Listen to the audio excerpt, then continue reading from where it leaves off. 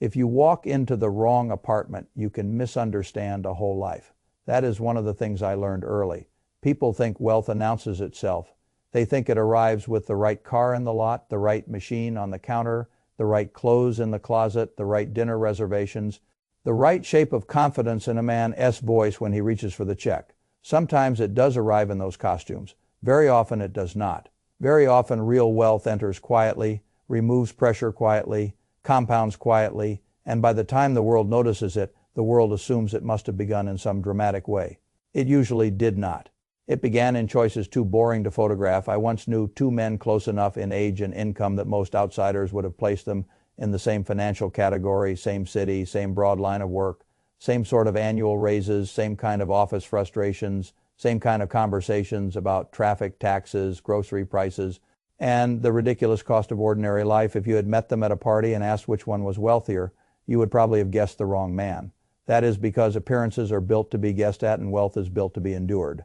The first man, let me call him Marcus, lived in a way that made no impression at all on people who confused novelty with success. His car was paid off and slightly embarrassing, not broken, just old enough that nobody would ever compliment it by mistake. His couch was serviceable, not expressive. The television did not dominate the room like an altar. There was usually something in a slow cooker because he understood a truth most adults refuse to study. If you do enough ordinary things efficiently, life stops charging you crisis prices for being disorganized. By the door was a hook with one car key on it and very little drama attached. On the refrigerator was a calendar with the same note written on the first day of every year, 401k plus 1%. Not because he loved handwriting, because he understood that raises have a terrible habit of getting absorbed into life unless life is outmaneuvered before it notices the extra oxygen. Marcus did not look rich. That was one of his advantages.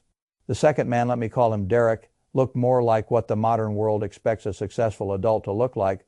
His apartment had evidence of spending the way a battlefield has evidence of artillery. Boxes by the door, returns half-packed.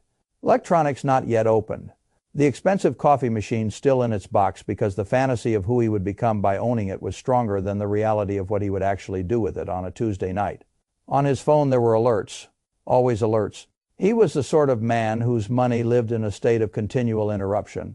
A parking receipt from downtown, because walking 6 minutes from the cheaper lot felt unreasonable to him in the moment. A car payment large enough to alter his future, disguised as a reward for how hard he worked in the present. A Robin Hood position he did not fully understand and no longer wanted to look at because looking would require interpretation, and interpretation might require admitting that excitement had been misnamed strategy. If you had compared the two men quickly, you might have said Derek was living better. The public is always tempted to say this when spending is visible and discipline is not. But if you had opened the financial life behind each apartment, you would have found something very different. Marcus at 36 had built a balance sheet with enough assets, liquidity, and order that one bad month in life would remain one bad month. Derek at the same age had built a life in which one bad month could become a story he would still be paying for in 3 years. That is the whole distinction, not rich and poor in the theatrical sense, stable and exposed. And I have come to believe that this is the real dividing line in adult finance. Most people think the game is to become richer. The more urgent game is to become less breakable. The reason this matters is that the market can forgive a great many things. It can forgive late starts. It can forgive imperfect timing. It can forgive average intelligence. It can forgive modest income better than people think. What it does not easily forgive is fragility. Fragility forces people to sell when they should hold, borrow when they should wait, panic when they should think, and accept terrible terms simply because life did not give them the luxury of choosing. That is why I say wealth is not mainly a number. It is a reduction in forced decisions. When something goes wrong for the right kind of household, the event is annoying. When something goes wrong for the wrong kind of household, the event becomes identity threatening. A transmission, a deductible, a dog at the emergency vet, a slow quarter at work, a bad month for commissions, a roof leak, a dental bill, a rise in insurance premiums, a child who suddenly needs something not in the plan. Most people do not get taken apart financially by some giant, spectacular disaster. They get taken apart by ordinary life arriving on a system too thin to absorb it. That is why I distrust every form of financial advice built around excitement. Excitement is not what saves households, boring structure does. The modern lie is that wealth is delayed because people have not yet found the right thing, the right investment, the right stock, the right side business, the right moment to enter, the right trick, the right cycle, the right hidden door. The implication is always the same. Somewhere out there is a better answer than the dull behavior you have been avoiding. That is a profitable lie for the people selling noise. It is a disastrous lie for the people trying to build lives. Because if a man believes he is poor because he has not yet found the thing, he will keep ignoring the fact that the leak is under his sink and not in some distant investment idea. Most financially stuck people do not need a more exotic opportunity. They need a tighter system that truth offends people because it does not flatter the imagination. It says your future is being shaped less by the opportunity you have not yet discovered than by the 1,000 ordinary leaks you have decided are too small, too normal, or too boring to deserve your respect. That is why I want to talk about boring. Boring has made more millionaires than brilliance. Boring built the fortunes people later call patient, when what they really mean is repetitive. Boring is an insult in the short term and a compliment in the long term. A woman named Grace Groner once bought 3 shares of Abbott Laboratories for $180 and then did something so unglamorous the culture almost never bothers to teach it. Honestly, she reinvested the dividends and left it alone. That is not a dramatic sentence. It became a dramatic result. Many decades later, those shares had compounded into millions. People hear a story like that and immediately romanticize the stock. They miss the behavior. The behavior was not genius. It was disciplined boredom. The same is true when people talk about a janitor or gas station attendant who quietly dies with millions. The culture likes to frame these stories as if they are miracles. They are not miracles. They are arithmetic plus repetition plus the refusal to keep interrupting the machine. The thing most people cannot tolerate is not discipline in the abstract. It is the emotional texture of boring discipline in ordinary time. That is where Marcus had an advantage over Derek. Marcus was not morally superior. He had simply learned to respect the economics of the unglamorous. He automated his savings before he could argue with himself. This sounds trivial to people who have never studied behavior carefully. It is not trivial at all. A great many lives are decided by what happens in the 3 minutes between receiving a paycheck and beginning to feel ownership over it. If savings and investment remain a decision each month, the brain must stage a fresh moral contest, present desire versus future abstraction. A lunch today versus retirement in 30 years, shoes now versus ownership later. Almost nobody wins that fight repeatedly through willpower alone. And the people who pretend they do usually have a spouse, a structure, a personality, or a level of income that is quietly helping them. The better answer is not heroism, it is default. Take the decision away from the emotional self before the emotional self has a chance to make speeches. When money moves automatically into a retirement plan, a brokerage account, a reserve fund, or whatever productive container you have designed, the future does not have to win an argument. It simply gets paid first. This is one of the deepest truths in all of personal finance. The future usually loses because it is asked to compete too directly with the present. Stop staging the competition. Marcus did that. Every raise was intercepted before it became lifestyle. That is one of the most powerful habits in the world and one of the least dramatic. A raise arrives, most people tell life first. A nicer apartment, a better parking arrangement, daily lunches because work is stressful. 2 new subscriptions they will forget to cancel. A version of normal that costs a little more and feels like progress because it is newer. They call it nothing in particular.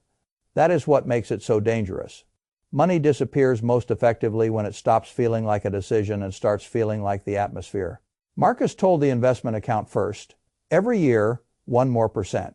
Not because he was obsessed with self-denial, because he knew the most expensive lies are often the ones that say, I will save seriously once I start making more. That sentence can ruin a man earning $50,000 and it can ruin a man earning $300,000. Because the problem is not the level of income.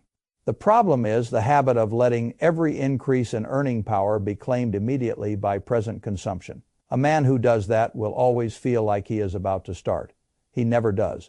A man who intercepts raises turns time into an accomplice. That difference becomes enormous if allowed to compound.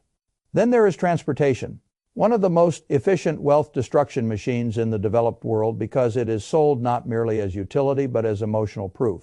The average new car payment has reached heights that would have embarrassed earlier generations. The monthly number is stretched and softened and lengthened until the buyer begins thinking not in total cost but in emotional affordability. Can I survive the monthly payment? That is the wrong question. The right question is, what will this stream of payments become if it is not converted into depreciating metal and temporary pride? The answer is often staggering, hundreds of thousands. Sometimes much more, all because a man decided his present self should be admired by strangers whose opinions would never once help finance his old age. I do not object to comfort. I object to buying comfort at a price so high it quietly becomes captivity. A paid off car with a little embarrassment in it can be a magnificent financial asset because the embarrassment ends at the stoplight and the compounding continues for years. Marcus understood that Derek did not. Derek kept buying transportation as if it were testimony. Marcus kept buying time. Time is the thing people do not realize they are buying or selling when they structure their lives. A big payment sells future time. A lower fixed cost buys some of it back. This is why housing decisions matter so much too. The bank tells you what it believes you can endure without immediate default. That is not the same as what you can carry without gradually surrendering your optionality. A household earning a solid income can still damage itself terribly by taking housing too close to the line. People do this because the larger house is easy to justify in 1,000 socially acceptable ways. The children need room, the neighborhood is better, the school district matters, the commute improves, the kitchen is a dream. I understand all of that. I am not mocking the emotional side of housing. I am saying there is a shadow price attached to every square foot the family does not bother calculating. That shadow price is freedom. The larger the house burden, the smaller the margin for error, experimentation, patience, and self-respect in the rest of life. A household can survive a modest life with a strong balance sheet much more gracefully than a beautiful life, financed right up to the edge. Marcus bought margin, Derek bought appearance, one slept differently than the other. That matters more than people think. Food tells the same story in smaller numbers that become enormous through repetition. A slow cooker is not an ideology. It is a decision about whether the family will pay crisis pricing for daily nourishment, because everyone is too tired or too disorganized to cooperate with arithmetic. The average person spends far more than he notices on convenience, because convenience rarely arrives as one stunning bill. It arrives disguised as Tuesday. Lunch out because packing is annoying, delivery because the day was long, a restaurant because cooking feels joyless tonight. Again and again and again, the difference between $400 and $900 a month can become the difference between freedom and dependence over a couple of decades. That is not because food is magical. It is because repetition is, and repetition does not care whether the thing repeated feels morally serious enough to deserve analysis. That is one of the great failures in adult life. People think the huge mistakes deserve attention, and the small repeated ones do not.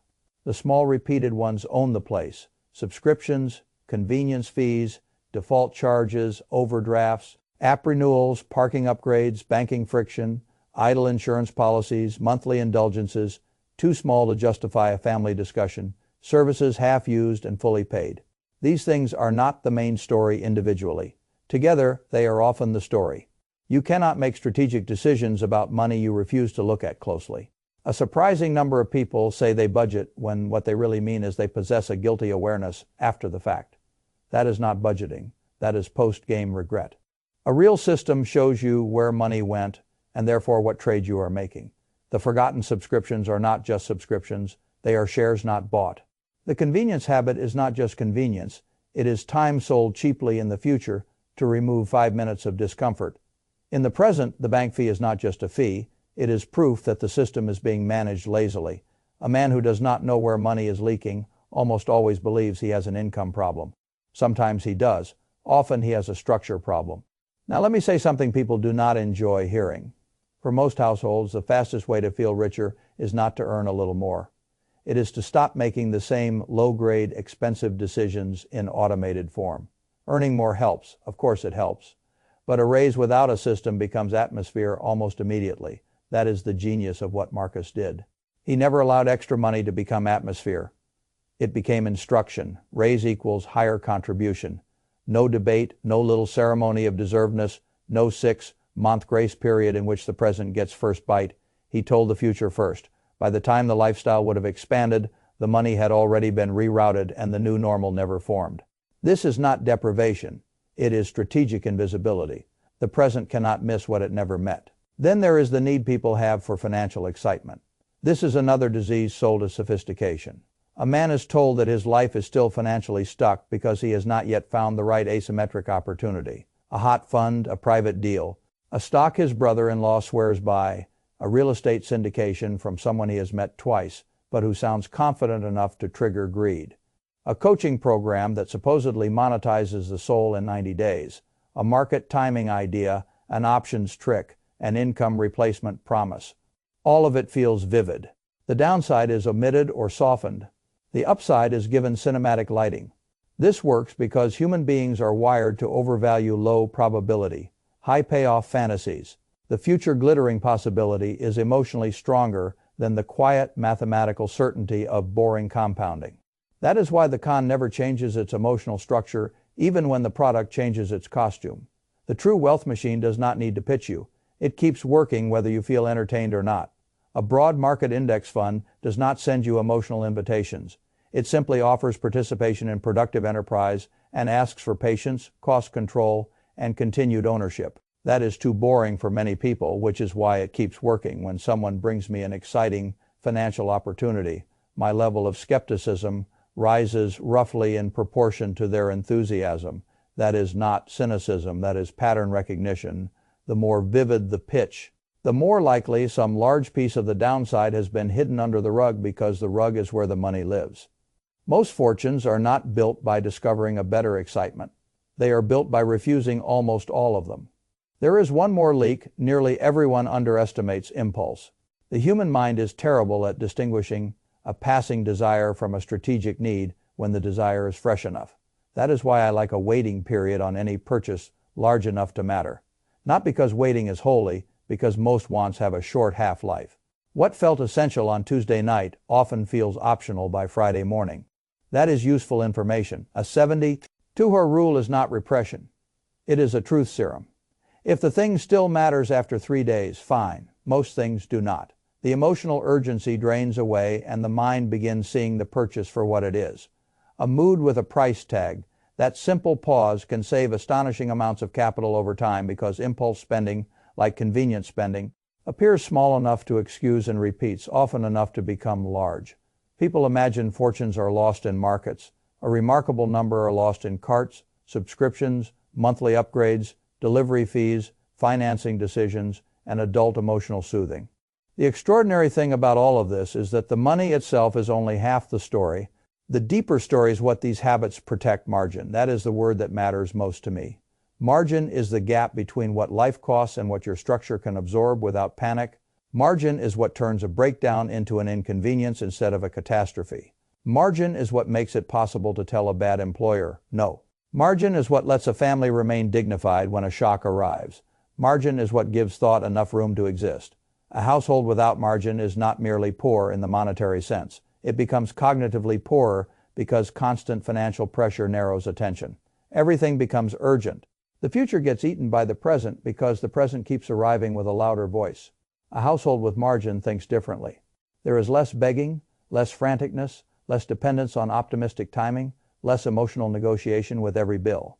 That is why I say wealth is not mainly a statement balance. It is the right to absorb life without kneeling immediately. Marcus had margin, Derek had exposure. That is the whole difference in a more honest vocabulary.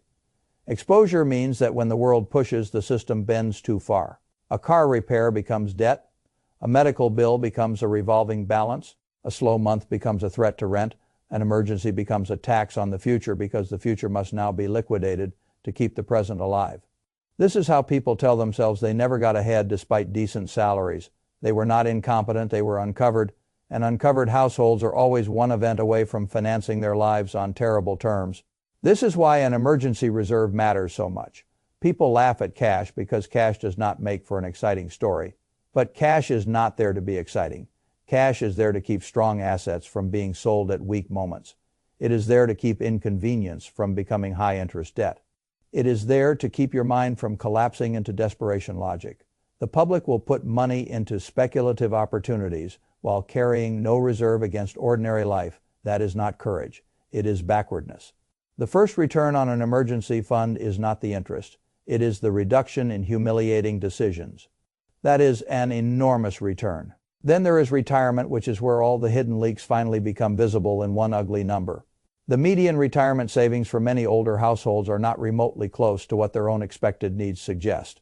That gap does not usually appear because they were incapable of understanding the concept of saving.